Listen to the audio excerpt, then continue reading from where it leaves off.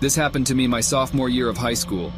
Some people listening to this may have heard about this story when it happened, as it was all over the news. But I would like to tell my story anonymously for personal reasons. But you can call me Damien. I was in my second period English class. I am in a special ed program.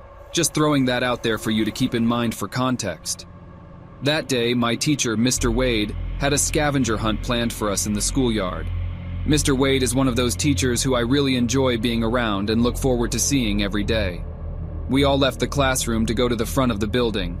Mr. Wade then gave us a checklist of things to hunt for, and we all set out. So there I was with my friend Ellen, looking for what was listed. When under the corner of my eye, I saw a black van parked near the schoolyard. There appeared to be somebody in the driver's seat watching us. I then walked over to Mr. Wade and asked if the van belonged to any of the staff. I don't think so. Let's go ask the front office ladies if they know anything about it. Once the front office claimed that they knew nothing about the black man, I began to feel uneasy. Mr. Wade then told the rest of the class to come back inside. I could tell he was also feeling a bit apprehensive. At this time, Mr. Wade was by the school's front entrance, ushering the rest of the students back inside. When I made a poor decision, I approached the van to get a better look. I then noticed that the van's driver's side door was now open. Before I knew it, somebody had a hold of me and was forcing me into the van. I yelled for Mr. Wade to come help me, but it was too late. I was shoved into the van and I began shouting at the top of my lungs, "Let me go, let me go."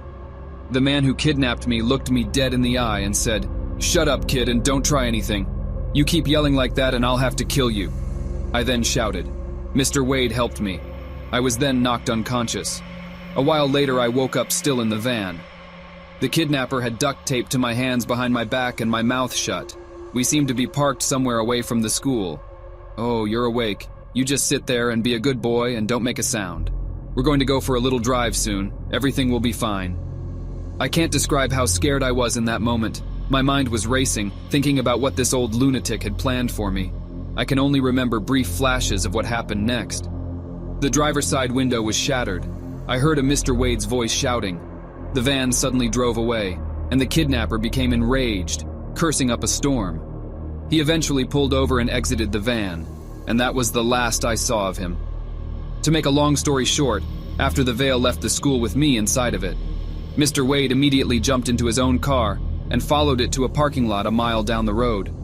Once he saw it come to a stop, he snuck up to the driver's window and smashed it with a rock, hoping to take the kidnapper by surprise.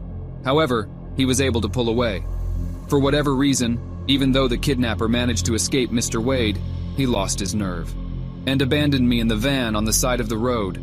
The police obviously got involved and the man was arrested later that day. But if it wasn't for Mr. Wade, I probably wouldn't be here today telling this story.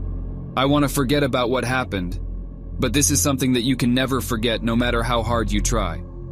I just want everyone to be aware that there are evil people in this world that will strike when you least expect it. And if you see a sketchy vehicle parked somewhere, it shouldn't be. For your own sake, don't approach it.